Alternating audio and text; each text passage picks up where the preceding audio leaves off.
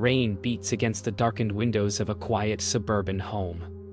The sound of a phone ringing slices through the night, like a siren in fog. A trembling voice answers.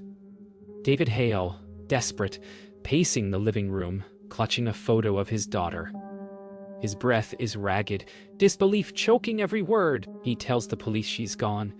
Her shoes are still by the door, her favorite jacket on the couch, but her room is empty. As lightning flashes, the camera lingers on a flickering baby monitor screen. Static, then a faint whisper. "Daddy." Silence. David freezes, the world collapsing around him in an instant of horror. Something inside him knows this isn't a runaway. This is the beginning of a nightmare. The rain hasn't stopped. 2 patrol cars pull up to the Hale residence, red and blue lights bleeding across the wet asphalt. Officers move quietly, methodical, their radios whispering through static. David stumbles through his explanation. No sound, no struggle, nothing missing. The female officer examines the open window. No forced entry, she mutters. So how did she leave? David's eyes flicker toward the baby monitor again, that static hum returning like a pulse. He whispers, more to himself than to them. She didn't leave. She was taken. Detective Monroe arrives quietly, his face calm but calculating. He studies David, the nervous gestures, the trembling voice. The living room feels smaller now, heavy with questions. Monroe walks to Lila's room, his flashlight cutting through the darkness. The beam stops on the windowsill, smudged fingerprints small, uneven, as if someone climbed out. Then just below the window, a footprint in the mud, too large to be Lila's. Hours later, the house stands quiet. The officer's gone. David sits alone at the kitchen table, phone beside him, untouched coffee gone cold. He replays every moment of the night. The sound of the TV, the open window, that whisper. He opens Lila's sketchbook, drawings of faces, some familiar, some not. One catches his eye, a dark, faceless figure standing by the window. The caption reads, "He watches when you're asleep." Outside, the rain fades into mist. The house sits in silence. Then, a faint click from upstairs. David's head lifts. He walks slowly, every step echoing louder than the last. He reaches Lila's door. It creaks open. The baby monitor flickers on again, showing the empty room. Then, movement. A shadow crosses the screen, but there's no one there. The whisper returns. "Daddy," and the monitor turns black. Morning bleeds through gray clouds. David hasn't slept. The house feels hollow, like it's holding its breath. Volunteers gather outside, stapling missing posters to telephone poles. The neighborhood buzzes with whispers. She was last seen here. No one heard anything. The news vans arrive, cameras flashing, faces cold. David tries to answer questions, but his voice cracks. Every word feels like betrayal, as if saying it aloud makes it more real. Behind the chaos, Detective Monroe watches him silently, noting every tremor, every pause. The search has begun, but so has the doubt. By midday, the search party fans out into the woods behind the Hale property. The sound of barking dogs cuts through the air. Every snapped twig makes David flinch. Officers move in lines, combing through mud and fallen leaves. They find scraps of fabric snagged on branches, a fragment of Lila's scarf. David stares at it like it's a heartbeat in his hands. He whispers her name, but the forest only answers with silence. Detective Monroe's voice crackles on the radio. No footprints beyond the fence. Whoever took her knew these woods. Back at the command tent, Detective Monroe lays out a map marked with red circles. Sightings, false leads, dead ends. David hovers behind him, eyes darting across the paper. "Your phone pinged behind your house," Monroe says quietly. Then nothing. David stares at the spot marked in ink, right where the woods begin. He remembers something, a noise that night. A car door, maybe. He can't be sure. The detective watches him closely, suspicion flickering beneath his calm. For the first time, David feels like he's not being helped. He's being studied. As night falls again, David returns home. The police tape flutters in the cold wind. Inside, he sinks to the floor beside Lila's empty bed. He scrolls through her phone photos. Sunsets, sketches, friends. Then one image stops him. It's taken from her bedroom window, pointed toward the yard. A figure stands near the fence, half hidden by the tree line, face blurred. The timestamp, 2 days before she vanished. David's heart pounds. He zooms in. The figure wears his old coat. Morning again. News reports flood the television. Local father questioned in daughter's disappearance. The words slice through David like glass. Reporters swarm the driveway. Microphones raised, flashes blinding. David stands frozen behind the curtain, watching his name twist into rumor. In the crowd, he spots Erin Vale, the young journalist whose articles had once comforted him. Now she's holding a recorder, eyes locked on his window. She's not there to comfort him this time. She's there for the truth. The storm outside is finally stopped, but inside the Hale home, the air feels colder than ever. David sits in silence as Detective Monroe's voice echoes through the walls. We just need to clear up a few things. Questions come like bullets. Where were you after 10? Did anyone see you? Why was her phone last active near your backyard? David stammers through half answers, lost between confusion and fear. Every pause sounds like guilt. When Monroe finally leaves, David's breath catches. The realization hits him. They don't believe him anymore. Outside, the world has already chosen its story. Neighbors whisper. News anchors speculate. The footage of David's trembling hands from the night of the report plays on repeat, dissected, analyzed, replayed. Erin Vale watches from her newsroom, headphones on, her eyes narrowing as she listens to an edited clip of his 911 call. She hears something strange beneath his voice, a faint sound in the background. A woman's voice? She replays it again and again, and aware that this discovery will pull her deeper into something far darker. The next day, a knock shatters the silence. 2 officers stand at David's door. One reads from a warrant. The other avoids his eyes. They search every corner of the house, drawers pulled, closets opened, floors creaking under the weight of judgment. David stands frozen in the hallway, helpless, watching strangers touch what remains of his life. When they bag Lila's sketchbook for evidence, something inside him breaks. The officer's quiet words slice through the air. You're not under arrest, but don't leave town. Later that evening, David walks through the town he's lived in for 20 years. Every glance feels like accusation. At the grocery store, conversation stops as he enters. His reflection in the glass door looks like someone else, someone dangerous. As he leaves, he hears a voice behind him whisper, "Monster!" He doesn't turn around. Instead, he grips the steering wheel of his car until his hands shake. The same streets he once called home now feel like a maze of shadows, and every turn leads him back to guilt. At midnight, David sits alone in the darkened kitchen, surrounded by silence.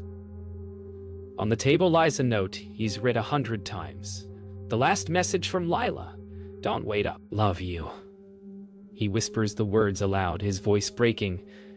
Then his phone buzzes. A text from an unknown number. She tried to tell you. His blood runs cold. He stares at the message, the letters glowing against the darkness. The phone vibrates again. This time, an image. It's Lila, standing by the woods, looking straight into the camera. The timestamp reads, 2 hours ago. Erin Vale can't sleep. The faint sound she discovered in the 911 call keeps replaying in her head, a whisper buried beneath David's panic. She isolates the audio, cleans the noise, amplifies the voice. What she hears chills her to the bone. A quiet, frightened "he's here." Erin freezes. She replays it again. The same voice, unmistakably Lila's. The timestamp aligns with the moment David dialed 911. That means she was still there when he called. Erin visits Detective Monroe with the recording. He listens in silence, expression unreadable. "You should have this," he says, though his tone lacks conviction. She leans in. "That girl was alive when he made the call." Monroe exhales slowly, rubbing his forehead. "You don't know what you're getting into, Vale. Some truths aren't meant for the public." But his eyes betray him. He already knew. Erin leaves, heart racing, realizing that someone inside the department has been hiding something. Later that day, Erin drives to the edge of the woods near the Hale house. She parks near the old fence, the place where Lila's phone last pinged. The ground is muddy from rain. The tree is whispering with wind. She sets up her camera and begins recording. Her voice trembles slightly. Day 14. Retracing Lila Hale's final steps. As she pans across the trees, something flickers on her camera screen. A flash of light deep between the trunks. She lowers the lens. Nothing. Then, movement. A person's shadow slipping out of sight. That night, Erin reviews her footage in her car, parked under a flickering streetlight. Her hands tremble as she slows the video frame by frame. There, in the reflection of a puddle, a man's face appears, staring directly into her camera. It's David Hale. But the timestamp shows it was filmed hours after he claimed to be home with the police. Erin's breath catches. Either the time is wrong, or David's been lying. She doesn't notice the car parked behind her, its headlights off, engine idling. Unable to sleep, Erin drives straight to David's house. She knocks, no answer. The lights inside flicker one by one. Through the window, she sees David sitting alone, head buried in his hands. She enters quietly. "You were there," she says softly. He looks up, eyes hollow, voice barely a whisper. "You don't understand. She wasn't supposed to be home." Erin's heart drops. "What do you mean?" David looks toward the baby monitor on the table. It crackles to life. And through the static, Lila's voice returns. "He's here." The baby monitor static fills the room like white noise from a nightmare. Erin and David sit frozen, neither breathing, eyes locked on the flickering screen. The whisper repeats, faint, trembling, unmistakably Lila's. "He's here." David shakes his head in disbelief. "That was the night she disappeared," he mutters. Erin rewinds the footage she secretly recorded on her phone.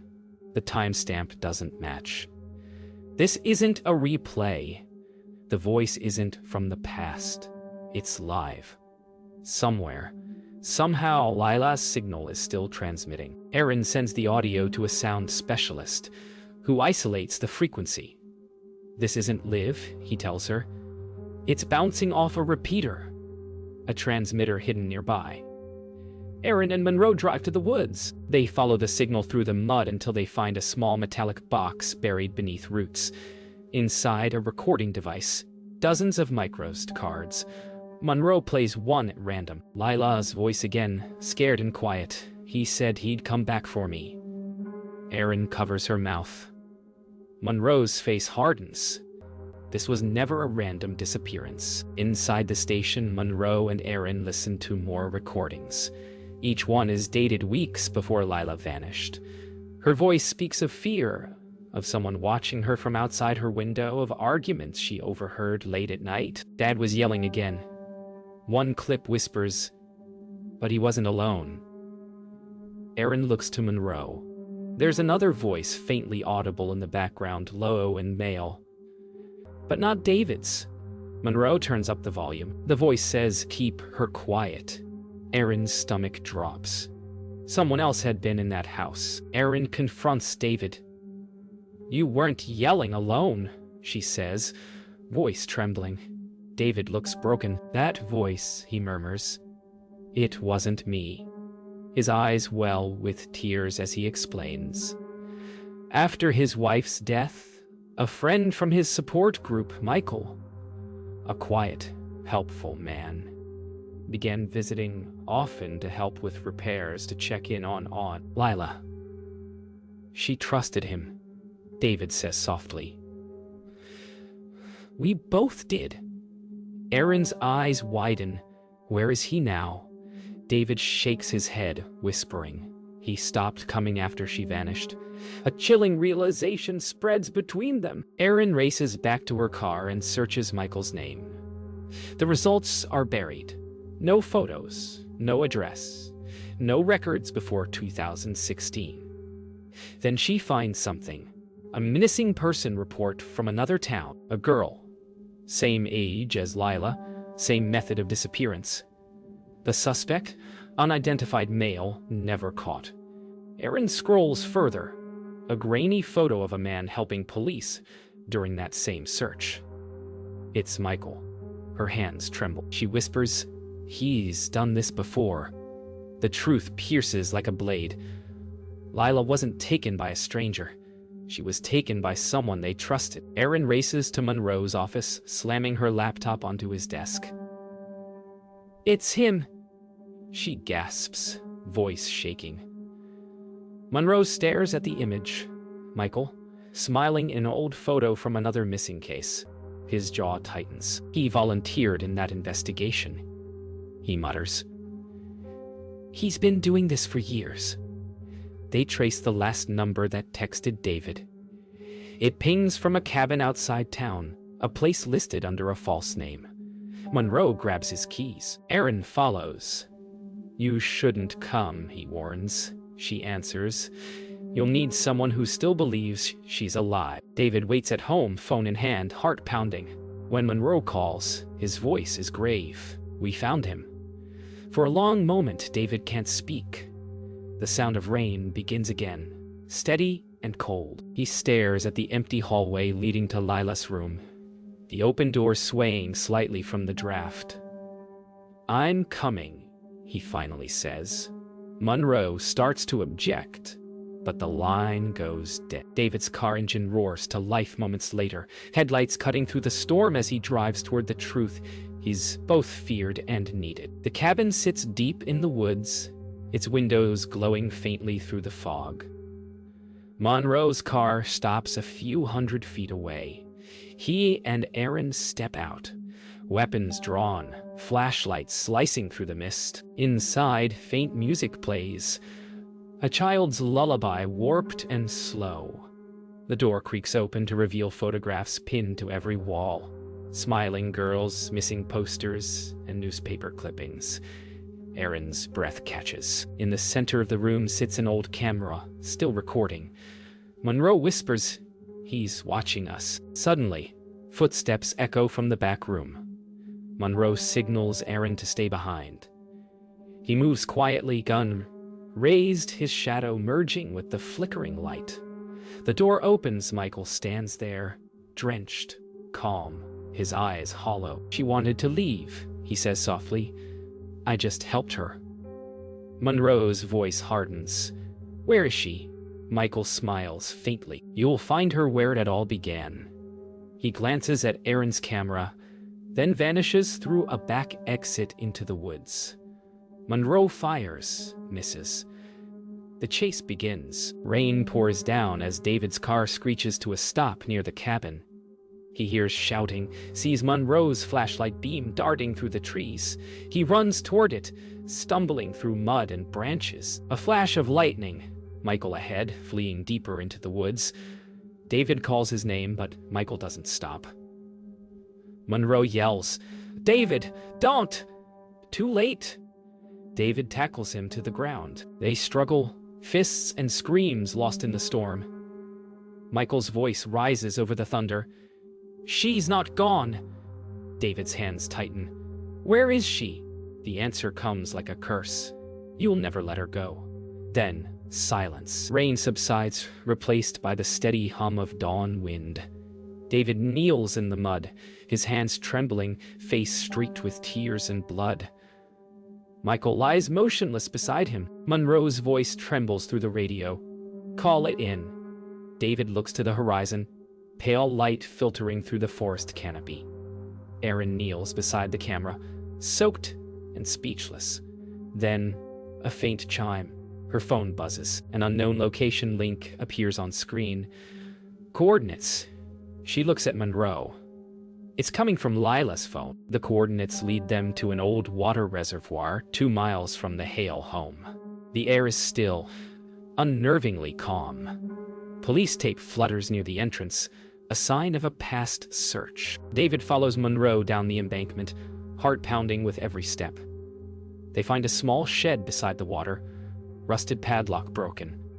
Inside, dust, forgotten tools, and a hidden trapdoor. Monroe pulls it open. A faint smell of damp air rises. David whispers, "Lila," and descends into the darkness. The tunnel below smells of old wood and moisture. David's flashlight flickers over the walls, names carved into the boards, dozens of them. At the end of the corridor sits a small room with a mattress, blankets, and drawings scattered across the floor. Lila's drawings. One depicts a house surrounded by trees, their house. Another shows a man's shadow at her window. And then on the final page, words written shakily, "He promised to make it stop." David's tears fall silently onto the page.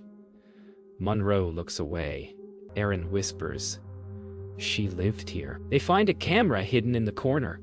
Old, battery corroded, but memory card intact. Aaron plugs it into her laptop. The footage flickers to life. Lila's face fills the screen.